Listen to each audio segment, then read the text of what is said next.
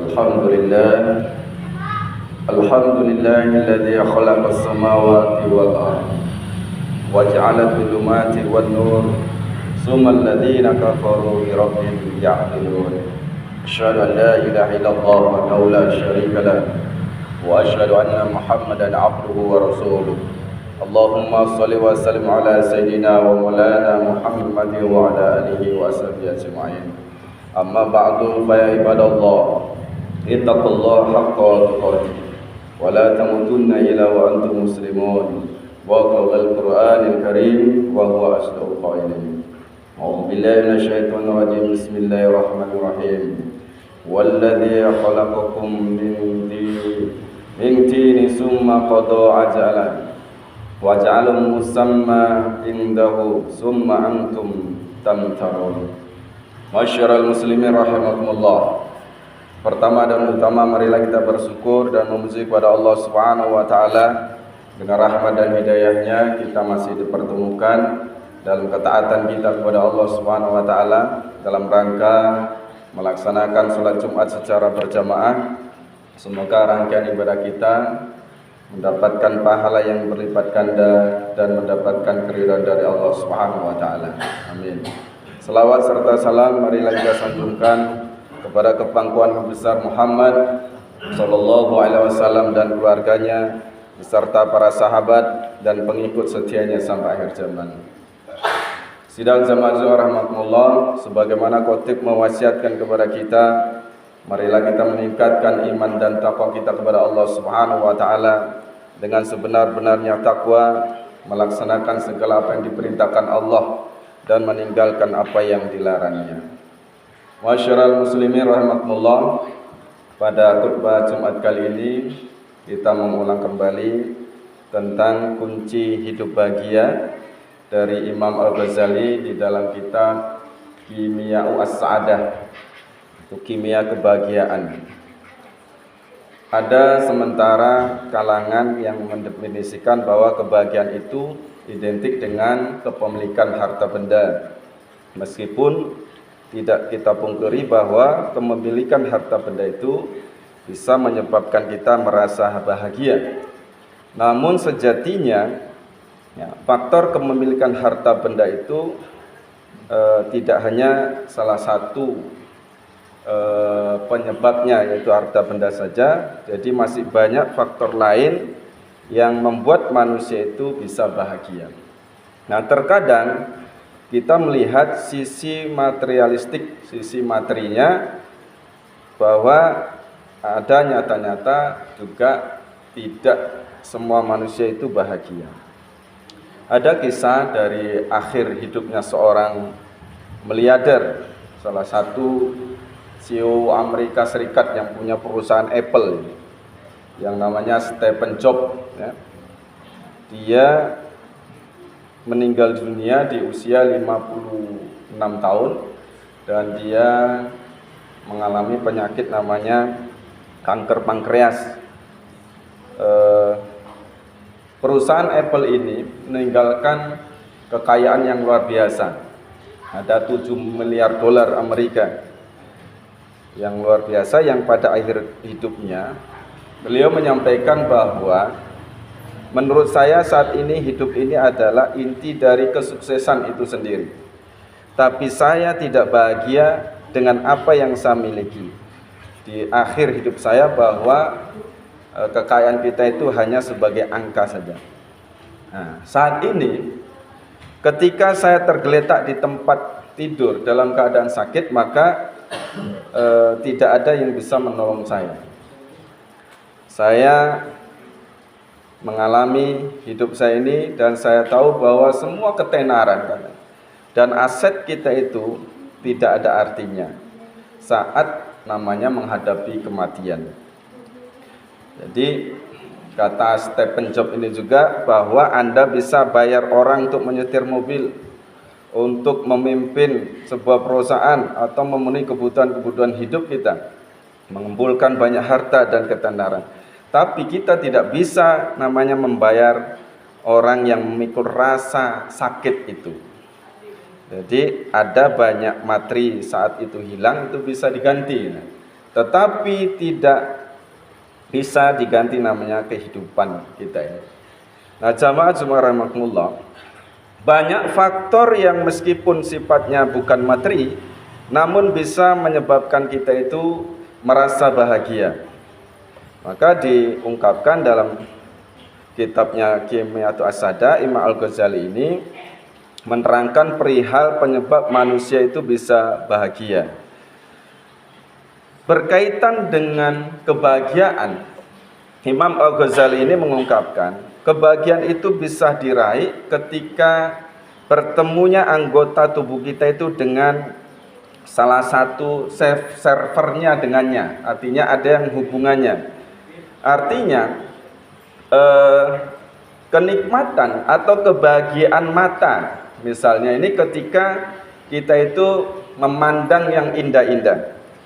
Kebahagiaan telinga ketika kita mendengarkan suara-suara yang merdu. Begitu juga bagian tubuh kita yang lain. Nah, menurut Imam Al-Ghazali ada bagian yang lain yang tidak boleh kita lupakan, yaitu qalbu kita atau hati kita. Sebagaimana anggota tubuh yang lain. Jadi hati kita itu akan merasakan kebahagiaan ketika kita bertemu dengan sesuatu yang satu frekuensi, yang ada hubungannya, yaitu diistilahkan kalau dalam tasawuf itu ada wasilahnya, yaitu ma'rifatullah. Kita mengenal Allah Subhanahu wa taala. Karena hati kita itu memang diciptakan untuk yang demikian. Jamaah rahimakumullah, dilanjutkan oleh Imam Ghazali diumpamakan ketika seseorang kita itu belum memahami misalnya tentang permainan catur, atau sekarang ada namanya aplikasi game ya, untuk di zaman kita sekarang, ketika kita tidak tahu tentang permainan itu maka kita anggap biasa-biasa saja ya. Namun ketika kita sudah mengenalnya, sudah mengerti sistem dan pola permainannya, maka kita itu akan merasa bahagia dan kita akan menikmati, bahkan bisa menghabiskan waktu dengan game itu. Bahkan kita dikatakan kecanduan game. Jamaah subhanallah. Nah, begitu juga dengan hati kita, qalbu kita. Ketika hati kita ini belum makrifat, belum mengenal Allah, bisa jadi kita menganggap Allah itu sendiri dan ajarannya itu dengan biasa-biasa saja. Namun ketika kita sudah berhasil menggapai ma'rifatullah, mengenal Allah Subhanahu wa taala, maka kita akan bisa merasakan namanya kenikmatan atau kebahagiaan dan ingin selalu bersamanya, bersama Allah Subhanahu wa taala. Jadi itulah namanya kebahagiaan yang sejati, yang tidak akan terombang-ambing kita oleh dinamika kehidupan di dunia ini. Ketika cahaya Allah Subhanahu wa taala ada di dalam diri kita, maka di saat itulah kita akan mendapatkan namanya kebahagiaan yang hakiki, kebahagiaan yang sebenar-benarnya. Jamaah rahimakumullah. Imam Al-Ghazali juga melanjutkan, kebahagiaan mata kita ulangi ketika kita melihat sesuatu yang indah. Kebahagiaan telinga ketika kita mendengarkan sesuatu yang suara yang merdu. Kebahagiaan hidung kita ketika kita mendapatkan atau mencium aroma yang wangi dan sejenisnya. Semua itu adalah bersifat sementara yang pada akhirnya nanti dia akan sirna di saat kita akan mengalami kematian, di saat ajal itu tiba. Nah, sementara kebahagiaan hati itu ketika ma'rifat, ketika mengenal Allah, itu akan berlangsung lama, bahkan sama sekali tidak akan terpengaruh ketika namanya datangnya kematian. Namun sebaliknya bahwa kebahagiaan itu akan semakin meningkat ketika ajal itu tiba, karena kematian itu merupakan pintu gerbangnya untuk bisa kita bertemu langsung dengan Allah Subhanahu wa taala. Jamaah rahimakumullah. Lalu bagaimana cara kita meraih ma'rifatullah untuk menggapai kebahagiaan itu? Untuk meraih ma'rifat, ini masih dalam kitab Kimiyatu As-Sa'adah, Imam Ghazali menyebutkan bahwa langkah pertama yang harus kita lakukan adalah mengetahui diri kita sendiri. Artinya mengenal diri kita sendiri, ma'rifatun nafas. Kemudian kita mengenali semua instrumen yang menyertai kita, semua panca indera kita dan sebagainya. Hal ini didasarkan dalam firman Allah Subhanahu wa taala dalam surah Al-Fussilat ayat 53 itu. Allah Subhanahu wa taala berfirman, Bismillahirrahmanirrahim. Sanurihim ayatina fil afaki wa fiya anfusihim hatta yatabayyana lahumul haqq.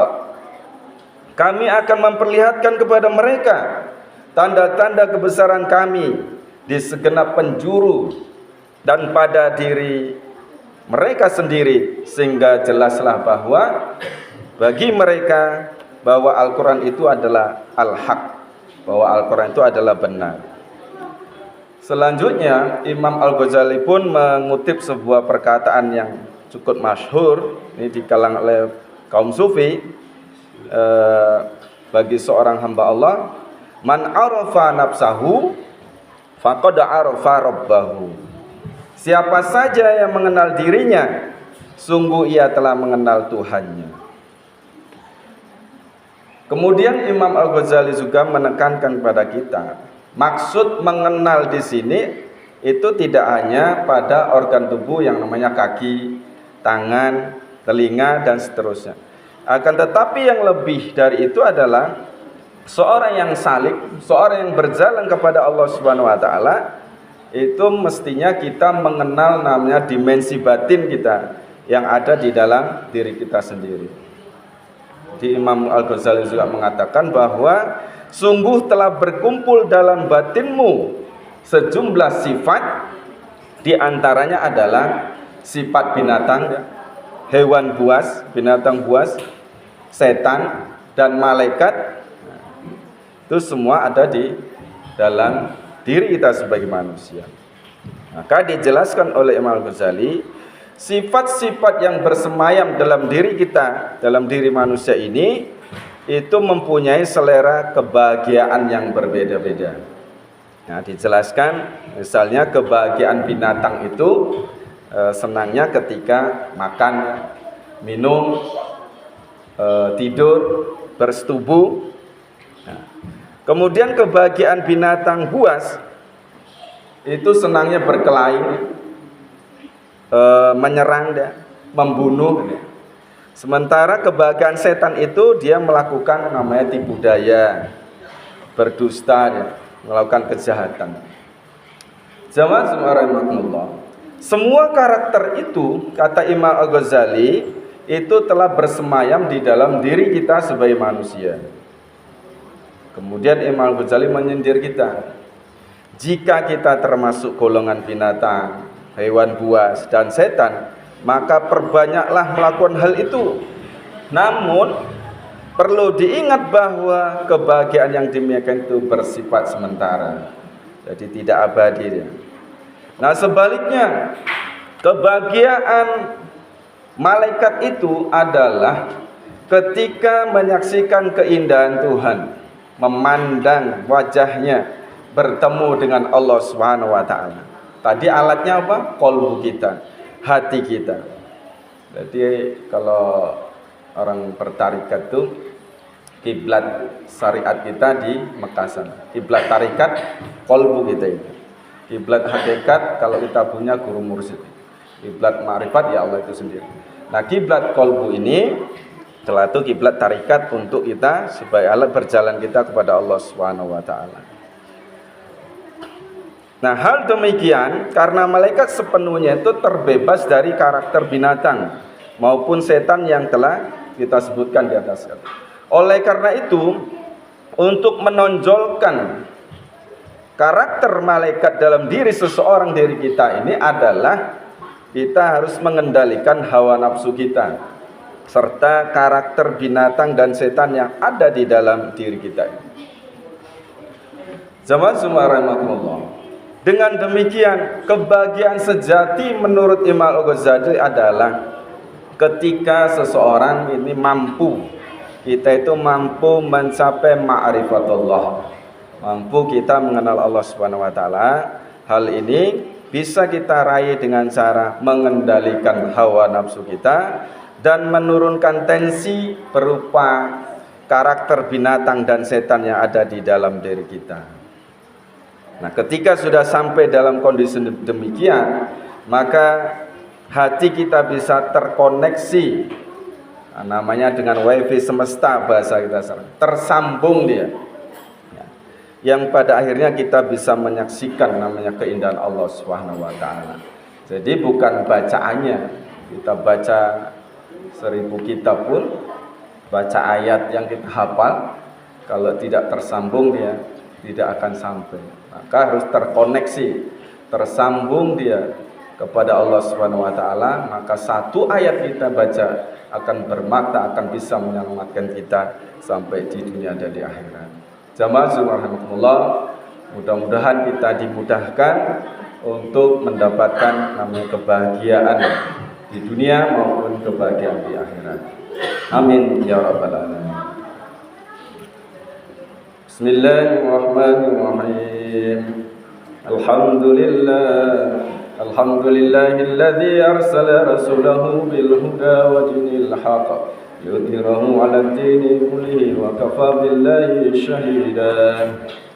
Asyhadu an la ilaha illallah wahdahu la syarika lah wa asyhadu anna Muhammadan 'abduhu wa rasuluh. Allahumma shalli wa sallim ala sayyidina wa maulana Muhammadin wa ala alihi wa ashabihi ajma'in. Amma ba'du fa ya ibadallah ittaqullaha haqqa tuqatih wa la tamutunna illa wa antum muslimun. Wa qul al-Qur'anil Karim ya ayyuhalladzina amanu isbiru was-sabiru warabitu wattaqullaha la'allakum tuflihun. Barakallahu lakum fil Qur'anil azim wa nafa'ani wa iyyakum bima fihi minal ayati wal dzikril hakim wa taqabbal minni wa minkum tilawatahu innahu wal ghafurur rahim.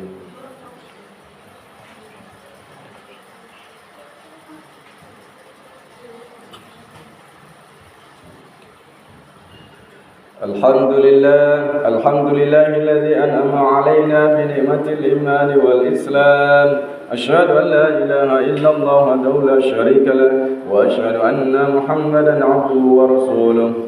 Allahumma shalli wa sallim ala sayyidina wa maulana Muhammadin wa ala alihi wa ashabihi ajma'in. Amma ba'du fa ya ibadallah ittaqullaha haqqa tuqatih wa la tamutunna illa wa antum muslimun. وَاقْرَأْ الْقُرْآنَ الْكَرِيمَ يَا أَيَّتُهَا النَّفْسُ الْمُطْمَئِنَّةُ ارْجِعِي إِلَى رَبِّكِ رَاضِيَةً مَرْضِيَّةً فَادْخُلِي فِي عِبَادِي وَادْخُلِي جَنَّتِي إِنَّ اللَّهَ وَمَلَائِكَتَهُ يُصَلُّونَ عَلَى النَّبِيِّ يَا أَيُّهَا الَّذِينَ آمَنُوا صَلُّوا عَلَيْهِ وَسَلِّمُوا تَسْلِيمًا. اللهم اغفر للمؤمنين والمؤمنات والمسلمين والمسلمات الأحياء منهم والأموات إنك قريب مجيب دعوات يا قاضي الحاجات. ربنا ظلمنا أنفسنا وإن لم تغفر لنا وترحمنا لنكونن من الخاسرين. اللهم أزواجنا وذريتنا قرة أعين وللمتقين إماما. ربنا آتنا في الدنيا حسنة وفي الآخرة حسنة وقنا عذاب النار. والحمد لله رب العالمين ولا ذكر الله أكبر.